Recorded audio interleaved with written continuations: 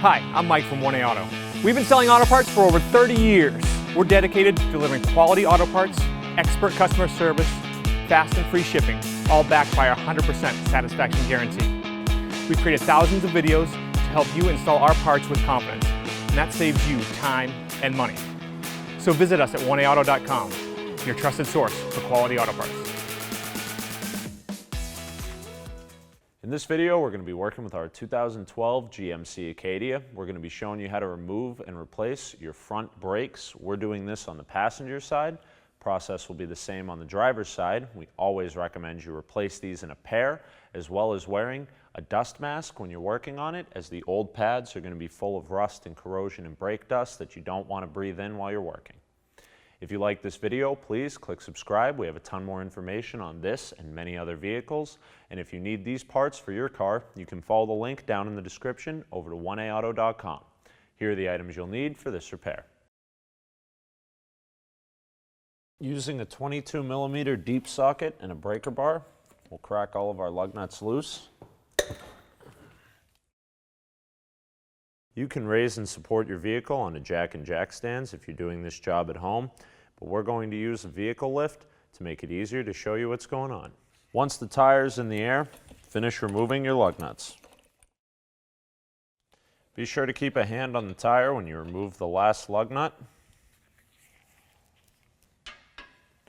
Remove the wheel and tire from the vehicle.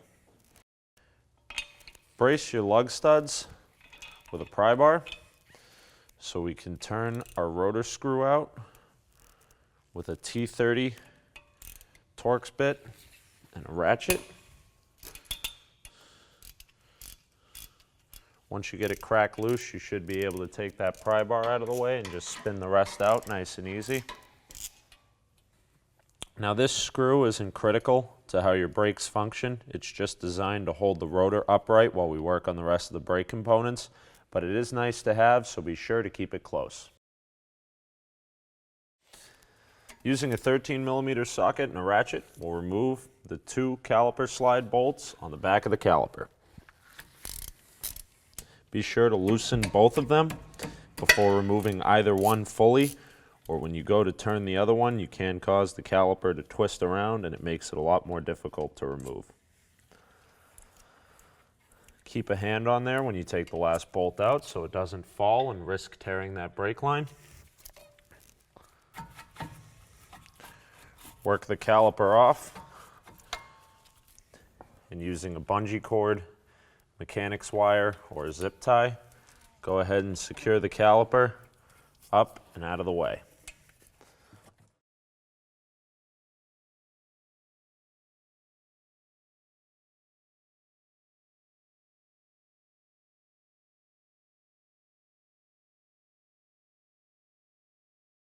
Go ahead and pull the brake pads out.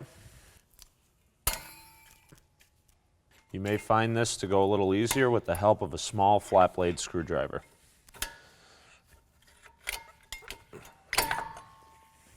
We're going to use a 21mm socket and a breaker bar to break these caliper bracket bolts here loose. Again, this is another bolt that you're going to want to make sure you get both of them cracked loose before you remove either one fully. Otherwise, when we were to try to crack this loose with the top out, the whole caliper bracket would roll out and make it more difficult to remove. We'll go ahead and switch over to a 21mm socket and ratchet.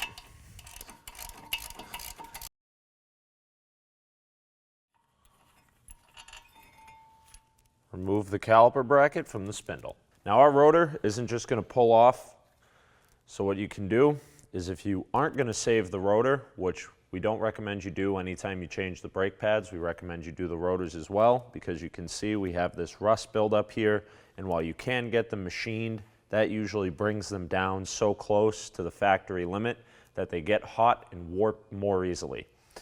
So if you are changing your rotors, you can hit it forward right on the rotor surface to break the rust loose, but if you want to save them for some reason, you can hit here.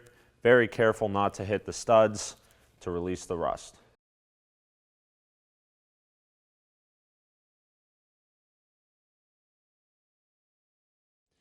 Here we have our old parts that we removed from our vehicle and our new parts from 1AAuto.com.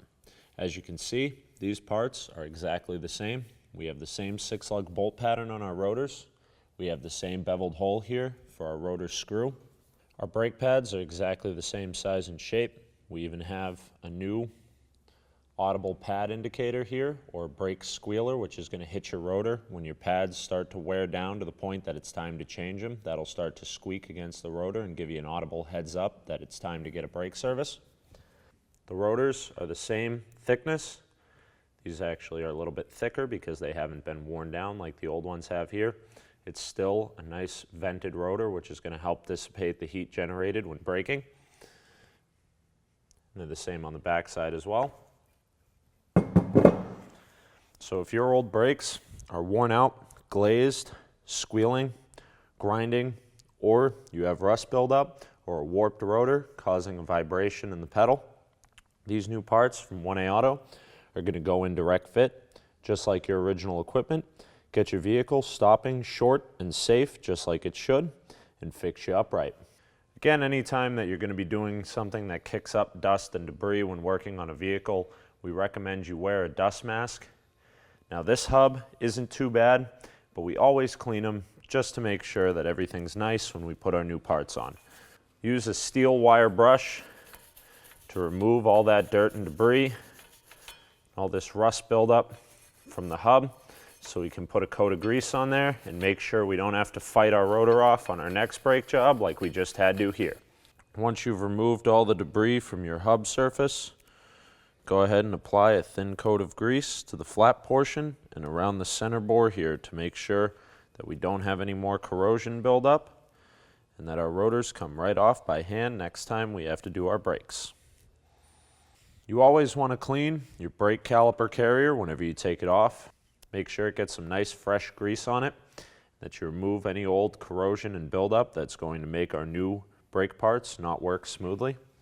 All we got to do here is peel the boot back off of the slide, take the slide out, we'll wipe the old grease off with a paper towel or a clean rag.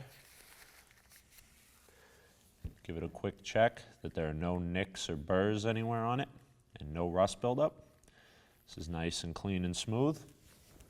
So we'll just take a little bit of brake grease, put a dab on our finger. Sometimes these come with a brush. It'll be the same concept. We'll just apply a thin layer of that nice new grease onto our slide to make sure it keeps the moisture and corrosion out. Keeps our new pads and caliper moving nice and smooth. Once that's done, we'll reinstall it into our caliper carrier, push it in until the boot pops back on, and do the same thing to the other side. Now we'll take our brake hardware off here.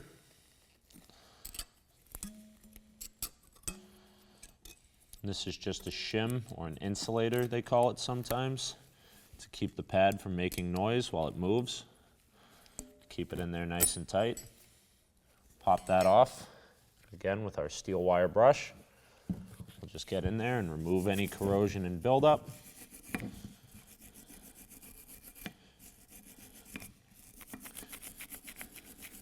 Now we will not grease this portion of it. We will take our slide, and this one's not bad, so we can just clean this up with a brush. If these are really rusted or cracked anywhere, you can replace them. But as long as they clean up nicely, and it looks like this one will, you can just go ahead and take all that off with your brush. Once you get all of that buildup off of there, and it is okay to have a little bit, you just want to make sure you get the bulk of it off.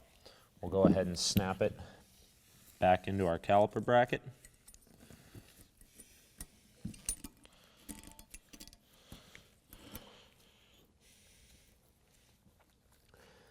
And then we'll repeat these steps on the opposite side. Now some people like to grease the slides directly, but I think it's a lot more efficient and a lot neater to grease the pad before we install it into the slides. If you want to do it this way, you just put a little grease on your finger and apply it to the contact surfaces on your slides. Or when we install our pads, you can do the same thing and just grease the bottom part where it's actually going to contact this metal. Install your rotor onto the hub backwards. Spray down the contact surface with some brake cleaner. These rotors are stored with a compound called cosmoline on them to keep them from corroding from the factory, but it's slippery, so if you leave it on there, your car's not going to brake well until you've burned it all off. Once we've cleaned that side, we'll flip it over. Be sure to line up that beveled hole with the threaded hole here for our rotor screw. We'll reinstall our rotor the right way and spray off this surface as well. Now, as I was saying earlier, the rotor screw is not critical to the operation of your brakes. If you've broken it or lost it, it's not the end of the world.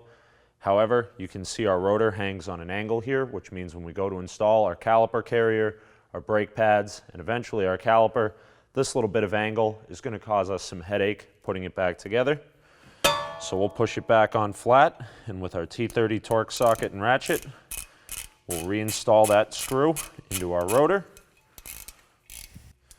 Now it sits on there nice and flat and straight. It'll make our reassembly go that much smoother. Reinstall your brake caliper carrier and start your two 21mm bolts in by hand. Tighten them down with your 21mm socket and ratchet. Torque these bolts to 129 foot-pounds.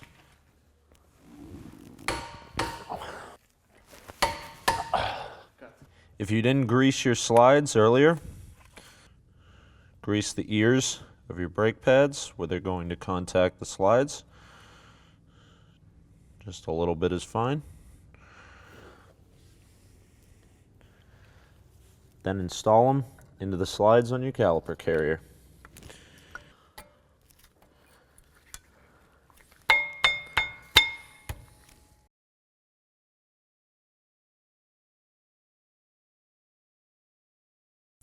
Using a pair of groove jaw pliers, C-clamps, or a proper brake piston compressor tool, slowly compress the pistons back into the caliper. If you do this too fast, you'll see the other one start moving, and if it moves too far, you'll actually push it out of the caliper, which makes a big mess and means we're going to have to bleed our brakes and add a whole lot of trouble to this job.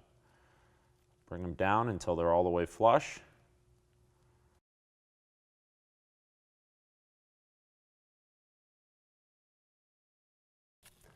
If you go too fast, you may have to go back and forth a couple of times just to make sure that both pistons are fully seated before we try to install them over the pads. Don't forget to apply a thin coat of grease to the back of your pads before installing your caliper.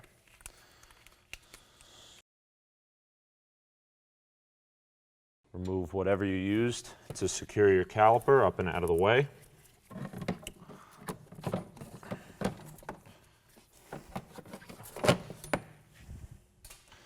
Make sure that your flex hose is not twisted or kinked anywhere.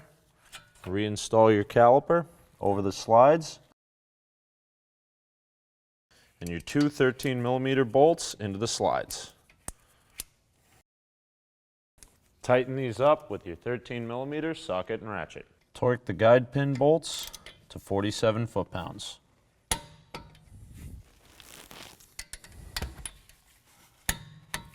Reinstall your wheel and tire and get your lug nuts on as tight as you can. Now we'll torque the wheel to 140 foot-pounds. The right way to torque a 6-lug wheel is to make little triangles. So we'll go like this, we'll go across the wheel, and then we'll make another little triangle this way.